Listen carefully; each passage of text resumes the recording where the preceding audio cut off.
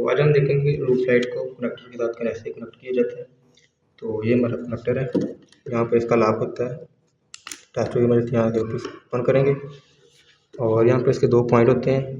तो जो यहाँ से इसके साथ हमें कनेक्ट करेंगे, इसको उल्टी रख के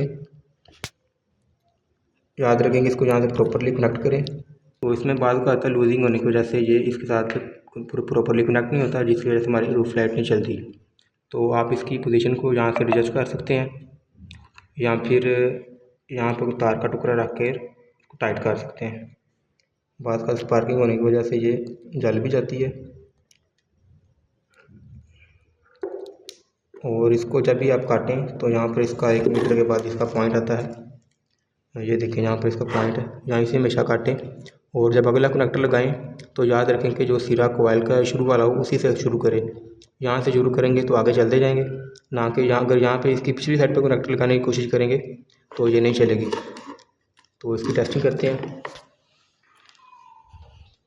तो ये माशाल्लाह ओके हो चुकी है। और ये देखें, ये हमने पहले इसको प्रॉपरली कनेक्ट नहीं किया था, तो ये हमारी 2 लाइटें यहाँ से जल चुकी हैं। तो इस बात का लाजमी ख्याल रखें।